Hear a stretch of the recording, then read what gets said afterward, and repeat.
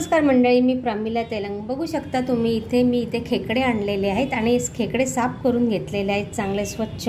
हे खेकडे आहेत ना, छोटे आहेत आणि छोट्यांची चव आहे ना अप्रतिम लागते, म्हणून मी छोटे खेकडे इथे घेऊन आलेले आणि भरलेले खेकडे आहेत। तुम्ही बघू शकता। तुम्ही हे ज्या नांग्या आहेत ना, ह्या तुम्ही बारीक मिक्सरला वाटून त्याचा रस काढून घेऊ शकता। नंतर आपण भाजीमध्ये तो टाकायचा कालवणामध्ये, पण मी इथे चेचणार नाही आहे नांग्या, मी त्या अखंडच घेणार आहेत भाजी करताना। आता आपल्याला खेकड्यांसाठी काय काय वाटण लागणार आहे ते मी तुम्हाला आता इथे दाखवत आहे। पाहू शकता इथे आपल्याला खेकडा भाजी करण्यासाठी म्हणजे खेकडाचे कालवण करण्यासाठी मी इथे बघा वाटण घेतलेलं आहे। आता त्या काय काय घेतलेलं आहे ते तुम्हाला इथे दाखवते। थोडा कोथिंबीर आहे, थोडं सुकं खोबरं, एक छोटा कांदा, छोटा 4-5 हिरव्या मिरच्या आणि थोडंसं पाव असं नारळाचा ओला नारळाचा तुकडा घेतलेला आहे, त्याचे काप करून घेतलेले आहेत। थोडं आलं, 10-12 ह्या लसणाच्या पाकळ्या आहेत आणि हे बघा इथे पाहू शकता लिंबा एवढी अशी छोटीशी चिंच घेतलेली आहे मी इथे, आपण ती वाटणामध्ये वाटायची आहे। आणि एक इथे छोटा टोमॅटो घेतलेला आहे, हा पण आपण वाटणामध्ये वाटायचं आहे। पहिले आपण सर्व हे वाटण भाजून घेऊया। हे बघा इथे वाटण आपण सर्व भाजून घेतलेलं आहे। आता आपण मिक्सरच्या भांड्यातनं बारीक चांगलं वाटून घेऊयात। हे बघा पाहू शकता तुम्ही, अशा प्रकारे आपण इथे वाटण वाटून घेतलेलं आहे। हे बघा पाहू शकता इथे आपण आता चांगला असा टोप ठेवलेला आहे तापत आणि तो टोप चांगला तापलेला आहे। त्यामध्ये आपण 1 चमचा असा मोठा ना तेल घेऊया। हे बघा इथे तेल आपलं चांगलं तापलेलं आहे।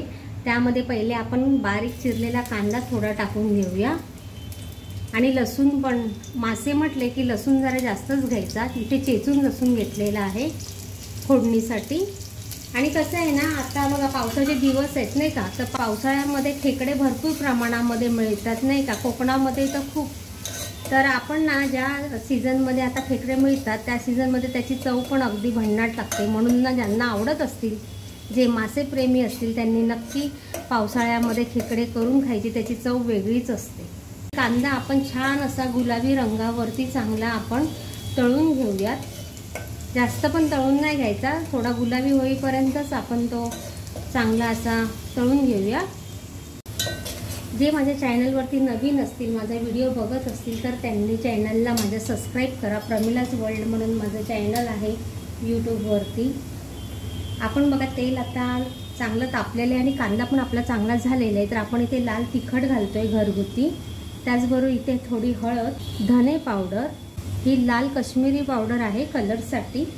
इथे 1 चमचा मी इथे मसाल्याच्या डब्यातला चमचा आहे हा छोटासा, गरम मसाला घेतलेला आहे। थोडी जिरे पावडर चांगले तेलामध्ये असे परतून घ्यायचे आणि त्यामध्ये आपण वाटण जे वाटलेलं आहे ना, तर ते वाटण मी आता यामध्ये सोडते। वाटणामध्ये काय काय घेतलं ते पण दाखवलेलं आहे, नक्की बघा आणि रेसिपी पूर्ण बघा, म्हणजे तुम्हाला कळेल आपण काय काय साहित्य घेतलेलं आहे वाटणामध्ये। आता आपण हे वाटण चांगलं ना तेल सुटेपर्यंत असं परतून घेऊया। मसाले तर आपण आधी वाटण भाजूनच घेतलेलं आहे, तरी पण ना तेलामध्ये ते चांगलं परतून घ्यायचं तेल सुटेपर्यंत। त्या भांड्यामध्ये बघा आपण वाटण वाटलं होतं, त्या मिक्सरच्या भांड्याला मसाला लागलेला असतो ना, तर ते आपण थोडं पाणी टाकून भांडं जरा असं स्वच्छ करून। हे बघा पाहू शकता इथे आपल्या मसाल्यांनी चांगलं तेल सोडलेलं आहे, म्हणजे आपले मसाले चांगले झालेले आहेत। आणि बघू शकता तुम्ही तरीसुद्धा खेकडे बघा इथे ना भरलेले खेकडे आहेत। आता आपण यामध्ये आहे ना खेकडे सोडूया। खेकडे छोटे आहेत पण भरले आहेत आणि भरलेले खेकडे कसे चवीला छान लागतात। आणि हे जे आहे ना ह्याचा अर्क उतरावा म्हणून मी घेतलेले आहेत त्याच्या कवच्या। हे बघा इथे नांग्या पण आता आपण घालूया। तुम्ही एकदा माझ्या पद्धतीत नक्की करून बघा आणि मग मला सांगा। खेकड्यांना ना स्वतःच्या अंगाला खारटपणा असतो, म्हणून मीठ जरा ना कमीच टाकायचं बेतानी। आता खेकडे तुमचे किती प्रमाणात आहे त्या प्रमाणात तुम्ही मीठ घाला। मी इथे खेकडे आमचे थोडेच आहेत म्हणून इथे मी थोडंच मीठ घातलेलं आहे। हे बघा, आणि मी बनवलेल्या पद्धतीमध्ये तुम्ही नक्की करून बघा आणि मला कमेंट करा। नाही तुम्ही बोटं चाटत राहाल तर बघा तुम्ही। खेकडे शिजायला ना काही वेळ लागत नाही, 15 ते 20 मिनिटांमध्ये खेकडे चांगले शिजून होतात। आपण यामध्ये पाणी घालूया, 1 ग्लास इथे मी पाणी घालते आणि त्यावर थोडी कोथिंबीर। आपण आता हे खेकडे 15 ते 20 मिनिट चांगले शिजून घेऊया आणि त्यावर झाकण मारूया आणि गॅस पण मीडियम केलेला आहे मी। चला आता तोपर्यंत आपण मासे फ्राय करूया। त्या तव्यावरती आपण वाटण भाजलं होतं त्याच तव्यावरती मी इथे आता मासे फ्राय करणार आहे. तर इथे आपलं तेल पण चांगलं तापलेलं आहे. हे बघा इथे ना मी थोडंसं मीठ घेतलंय रव्यामध्ये. आपण मासे फ्राय करताना माशांना आपण ना रवा लावूयात. हे बघा, आणि इथे मी मासे हळद मीठ मसाला सर्व लिंबू वगैरे लावून घेतलेलं आहे. ते काही मी दाखवलेलं नाही आहे आणि मॅरिनेट करायला ठेवले होते. तर आपण एक एक करून आता ह्यामध्ये असं रव्यामध्ये बुडवून घ्यायचं. पण तेल पहिले चांगलं तापून द्यायचं, म्हणजे कसं आपले मासे चिटकत नाही तव्याला.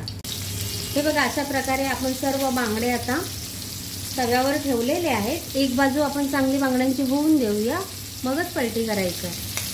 हे बघा इथे आपलं मस्तपैकी भन्नाट असं रुचकर चविष्ट खेकड्याचं कालवण तयार झालेलं आहे. आणि त्याच्या जोडीला बघा इथे बांगडा फ्राय.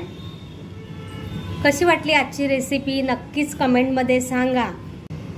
धन्यवाद.